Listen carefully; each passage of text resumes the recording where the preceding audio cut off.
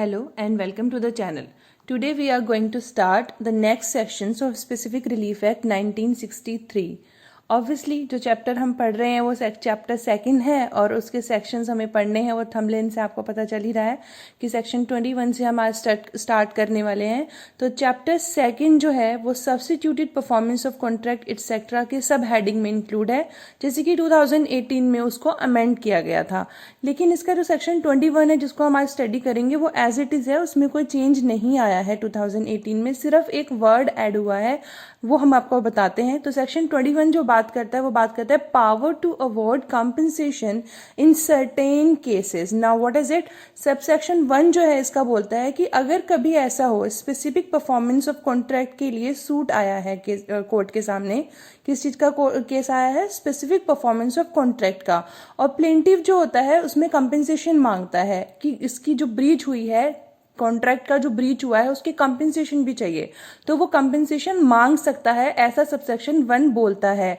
क्या बोल रहा है? In a suit for a specific performance of a contract the plaintiff may also claim compensation for its breach. जब पहले ये 2018 के अमेंडमेंट से पहले इसमें था कि आदर इन एडिशन टू और इन सब्स्टिट्यूशन ऑफ सच परफॉर्मेंस, यानी उसके पास चॉइस थी कि आप परफॉर्मेंस को इन एडिशन यानी कि कंपेंसेशन भी मांग ले और परफॉर्मेंस भी मांग ले, या फिर वो सब्स्टिट्यूशन ऑफ परफॉर्मेंस मांग सकता था कि परफॉर्मेंस की जगह मुझे कंपेंसेशन दे दीजिए। लेकिन अब ऐसा नहीं है, अब उसमें सब्स्टिट्यूशन वर्ड हटा दिया, बोला इन एडिशन टू परफॉर्मेंस, यानी कि परफॉर्मेंस के साथ साथ वो स्पेसिफिक परफॉर्मेंस ऑफ कॉन्ट्रैक्ट की बात कर रहा है, तो वो परफॉर्मेंस के लिए भी तो बात कर ही रहा है, वो कंपेंसेशन इन मनी भी उसको डिमांड कर सकता है। Power to award compensation in certain cases means कुछ केसेस में कंपेंसेशन भी अवॉर्ड किया जा सकता है। तो in addition to specific performance of contract plaintiff जो है वो कंपेंसेशन भी मांग सकता है। सबसेक्शन 2 को देखिए क्या बोलते हैं कि अगर कोर्ट डिसाइड करते हैं कि स्पेसिफिक परफॉर्मेंस जो है वो दी नहीं जा सकती, लेकिन प्लेंटिव को क्योंकि डिफेंडेंट की वजह से कुछ नुकसान उठाना पड़ा है, तो वो जो है कोर्ट जो है वो प्लेंटिव को अवॉर्ड कर देंगी कंपेंसेशन। देखिए, if in any such suit the court decides that specific performance ought not to be granted, specific performance दी नहीं जानी चाहिए, ought not to be granted, but that there is a contract between the parties which has been broken by the defendant and that the plaintiff is entitled to compensation for that breach, it shall award him such compensation accordingly।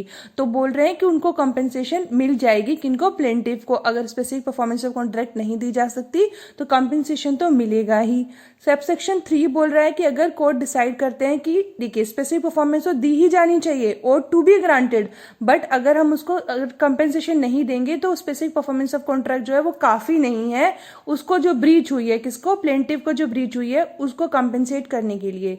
ए और बीच के बीच में कोई, दोनों के बीच में कोई contract हुआ था, कॉन्ट्रैक्ट में ए ने ब्रीच किया, बी सूट लेके गया, बी को जो बोल रहा है कि मुझे स्पेसिफिक परफॉर्मेंस ऑफ कॉन्ट्रैक्ट करा दीजिए। कोर्ट ने कहा कि ठीक है करा देंगे, लेकिन जो स्पेसिफिक परफॉर्मेंस ऑफ कॉन्ट्रैक्ट के लिए बोला है बी को, अब कंपेंसेशन की बात क्या बात हो रही है? स्पेसिफिक परफॉर्मेंस ऑफ कॉन्ट्रैक्ट देने के बाद भी कंपेंसेशन जो है वो देना पड़ेगा। क्यों देना पड़ेगा? क्योंकि उस चीज से जो नुकसान हुआ है ना बी को उसके ब्रीच करने की वजह से, वो स्पेसिफिक परफॉर्मेंस ऑफ कॉन्ट्रैक्ट करने के बाद भी उस नुकसान की भरपाई नहीं हो रही है। तो यहाँ पर क्या बोल रहे हैं कि उसको जस्टिफाई करने के लिए कंपेंसेशन भी अवॉर्ड किया जा सकता है। कंपेंसेशन में ऑल्सो भी अवॉर्डेड। फिर आता है subsection 4, in determining the amount of any compensation awarded under this section the court shall be guided by the principle specified in section 73 of Indian Contract Act। ध्यान देखना, जब भी कंपेंसेशन, इस सेक्शन की बात जब हो रही है सेक्शन 21 की, और कंपेंसेशन को डिसाइड करने की बात हो रही है, तो कोर्ट जो है वो क्या करेंगी, किस चीज को ध्यान देंगी? जो section 73 of Indian contract act का है उसके प्रोविजंस के अकॉर्डिंग चलेगा। Section 73 of Indian contract act क्या बोलता है? कंपेंसेशन फॉर लॉस और damage caused by the breach of contract, means contract की ब्रीच होने के बाद में जो कंपेंसेशन देना है जिस पार्टी को नुकसान हुआ है उसको लॉस या डैमेज के लिए, तो उसके जो प्रोविजन होंगे किसके? इंडियन कॉन्ट्रैक्ट एक्ट के सेक्शन 73 के, वो प्रोविजंस यहाँ फॉलो होंगे। कहां पर? सेक्शन 21 में। तो इसको ध्यान रखना कि सेक्शन 21 में section 73 of Indian contract act के प्रोविजंस जो है वो चलेंगे। अब इसमें सबसेक्शन 5 जो है ना वो इसका ये बोलता है कि कोई भी कोर्ट जो है कंपेंसेशन अवॉर्ड तब तक नहीं करेंगी जब तक कि कंपेंसेशन के लिए प्लेंटिफ ने प्लेंट में नहीं कहा। यानी कि प्लेंटिफ जब प्लेंट लेके आया तो उसने स्पेसिफिक परफॉर्मेंस ऑफ कॉन्ट्रैक्ट के साथ साथ कंपेंसेशन की भी मांग की थी। तो अगर ऐसा है प्लेंट में तो उसको कंपेंसेशन मिलेगा अंडर दिस सेक्शन, अदरवाइज नहीं मिलेगा। लेकिन फिर उसमें बोल दिया कि उसमें सबसेक्शन 5 के बाद प्रोविजन भी दिया है कि अगर कोर्ट को लगता है कि किसी भी टाइम पे प्लेंटिफ जो है प्लेंट को अमेंडमेंट कर देना चाहिए। देखिए प्लेंट लेके आया, अब बोल रहे हैं कि सबसेक्शन 5 के बोल रहा है कि प्लेंट में जब आप लेके आए हो प्लेंट हमारे सामने तो उसमें ये बात मेंशन हो कि स्पेसिफिक परफॉर्मेंस ऑफ कॉन्ट्रैक्ट के साथ साथ कंपेंसेशन भी दिलवा दीजिए। लेकिन अगर उस प्लेंट में प्रोविजन ये बोल रहा है कि अगर जो है अभी ऐसा हो जाए कि कोर्ट जो है बोल सकती है, क्या बोल सकती है प्लेंटिफ को कि आप जो है अपनी प्लेंट को अमेंड कर दीजिए, अगर कोर्ट को ये लगता है कि वाजिब रीजन है कि क्यों प्लेंटिफ लेके नहीं आया था क्या हमारे सामने प्लेंट को विद द कंपेंसेशन, मतलब डिमांडिंग द कंपेंसेशन। इस चीज को दोबारा हम समझ लेंगे एक बार। देखिए ऑल्दो सबसेक्शन 5 ये बोल रहा है कि कोर्ट जो है कोई भी कंपेंसेशन अवॉर्ड नहीं करेगी प्लेंटिफ को अगर कंपेंसेशन के लिए प्लेंटिफ ने प्लेंट में नहीं डाला। लेकिन सबसेक्शन 5 के बाद प्रोविजन है जिस प्रोविजन में ये बोला कि अगर कोर्ट चाहे, उन्हें लगता है कि प्लेंटिफ जो है वो प्लेंट लेके आया, उसने स्पेसिफिक परफॉर्मेंस ऑफ कॉन्ट्रैक्ट की मांग की, कंपेंसेशन की मांग नहीं की, तो अगर वो चाहे, कोर्ट चाहे तो उन्हें लगता है अगर कि उसको अमेंडमेंट के लिए दे देना चाहिए तो वो अमेंडमेंट के लिए बोल सकते हैं और जो प्लेंटिफ है वो उसमें अपना कंपेंसेशन के लिए भी क्लेम कर सकता है। अब इसकी जो एक्सप्लेनेशन है उसमें बोल रहे हैं the circumstances that the contract has become incapable of a specific performance does not preclude the court from exercising the jurisdiction conferred by this section। कि अगर कभी ऐसा हो जाए कि स्पेसिफिक परफॉर्मेंस ऑफ कॉन्ट्रैक्ट नहीं हो पा रही तो इसका मतलब ये नहीं है कि कंपेंसेशन उसको नहीं मिलेगा, कंपेंसेशन तो तब भी प्लेंटिफ को मिल ही जाएगा। ये वाली बात है इस सेक्शन के अंदर। किस सेक्शन के अंदर? सेक्शन 21 के अंदर। अब हमारे पास आता है power to grant relief for possession, partition, refund of earnest money etcetera.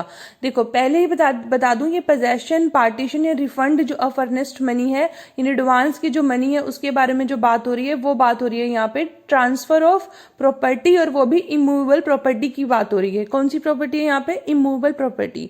Subsection 1 यही बोलता है notwithstanding anything to the contrary contained in CPC any person suing for the specific performance of a contract for the transfer of immovable property may in an appropriate case ask for। पहली बात subsection 1 ये बोल रहा है कि specific relief act का जो section 21 है वो सीपीसी के अगेंस्ट नहीं जाएगा, मीन सीपीसी के प्रोविजंस के अकॉर्डिंग ही ये वाला सेक्शन चलेगा।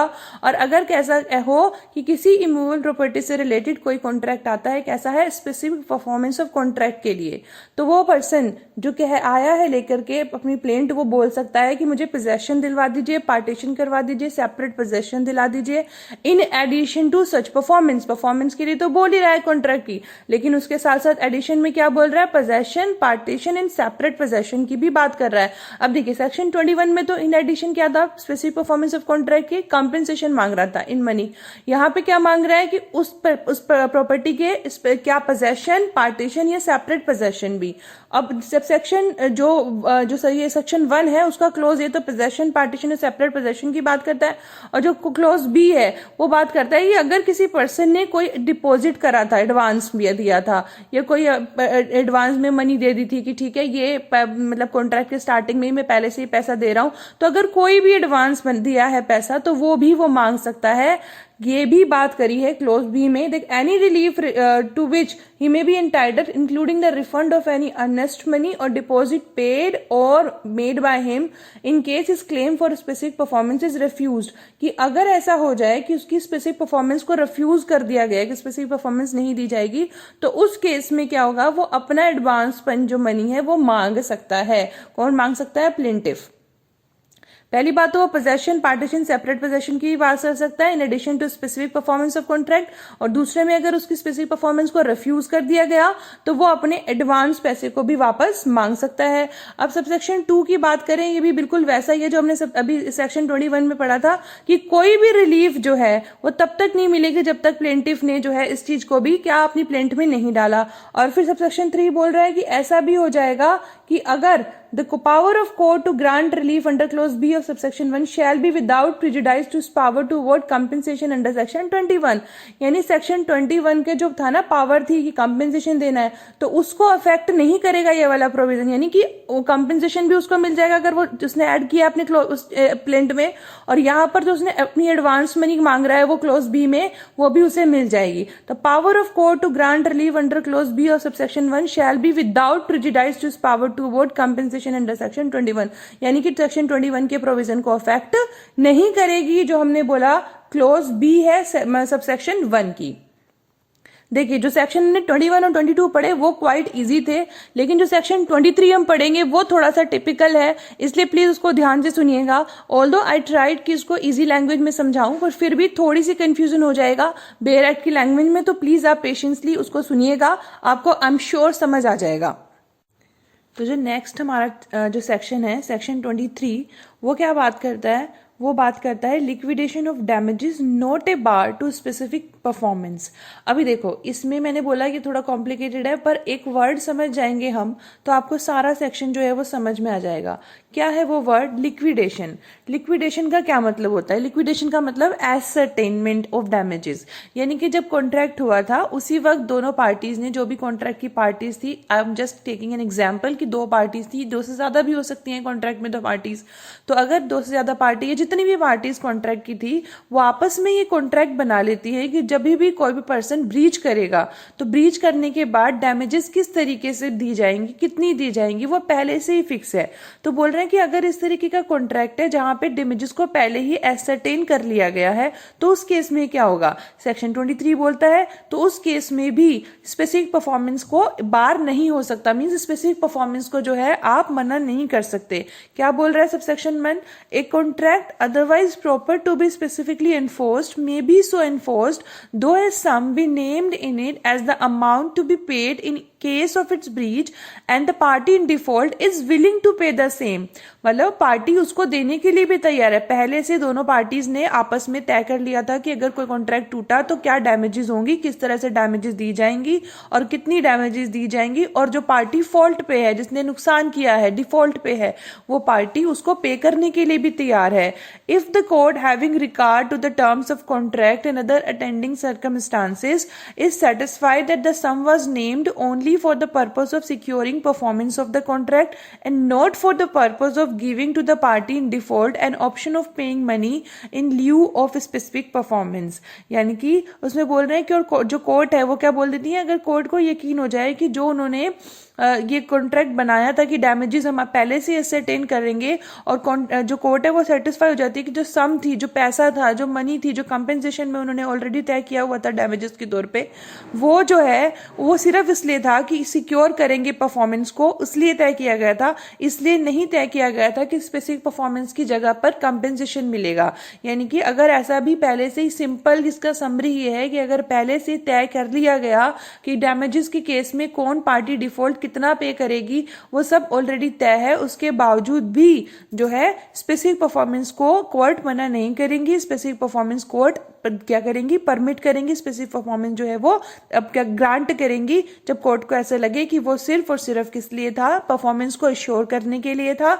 इन lieu of specific performance, last line में देखिए स्पेसिफिक परफॉर्मेंस के बिहाफ में कि बोल रहे हैं कि अगर हम 2 चॉइस है, कंपेंसेशन ऑफ मनी ले लो, स्पेसिफिक परफॉर्मेंस ऑफ कॉन्ट्रैक्ट ले लो, ऐसा नहीं था, तो दोनों ही चीजें हो सकती हैं, स्पेसिफिक परफॉर्मेंस ऑफ कॉन्ट्रैक्ट भी और वो जो उन्होंने डैमेजेस आपस में तय किया वो भी। तो अगर कभी ऐसा हो जाए किसी केस में डैमेजेस को क्या किया गया है, एसरटेन कर लिया गया, तो उसके बाद स्पेसिफिक परफॉर्मेंस ऑफ कॉन्ट्रैक्ट के लिए पार्टी लेके जाती है, प्लेंटिफ लेके जाता है, तो वो जो है बार नहीं होगा। सबसेक्शन 2 बोल रहे हैं when enforcing specific performance under this section the court shall not also decree payment of the sum so named in the contract. और जो कोर्ट क्या करेंगी, जो ऑलरेडी डिसाइडेड था कि डैमेजेस पे करनी पड़ेंगी, वो उसको उसका पेमेंट डिक्री भी पास नहीं करेंगी।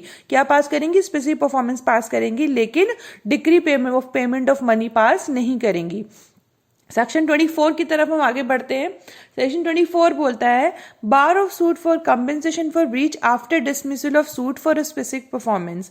बार of suit for compensation for breach after dismissal of suit for specific performance, यानी अगर एक सूट आया कोर्ट में किसके लिए, स्पेसिफिक परफॉर्मेंस ऑफ कॉन्ट्रैक्ट के लिए, उसको जो है डिसमिस कर दिया गया, तो उसके बाद उसी सूट को कंपेंसेशन ऑफ मनी के लिए लाया जाएगा, तो वो बार है। ऐसा नहीं हो सकता। मींस एक सूट जिसको स्पेसिफिक परफॉर्मेंस के लिए डिसमिस कर दिया कि आप स्पेसिफिक परफॉर्मेंस नहीं हम ग्रांट कर रहे, उसको बाद में पार्टी जो थी कंपेंसेशन मांगने के लिए ले आती है, तो ऐसा नहीं होगा। लेकिन लास्ट लाइन में बोल रहे हैं but shall not bar his right to sue for any other relief to which he may be entitled by reason of such breach।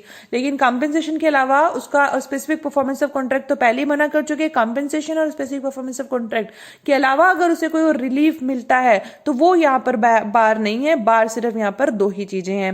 फिर नेक्स्ट सब हेडिंग हमारे पास है enforcement of awards and direction to execute settlements, कि settlement से related जो contract होंगे उनका क्या होगा। सेटलमेंट्स का मतलब यहाँ पे कोडिसिल की बात कर रहे हैं, विल की बात कर रहे हैं।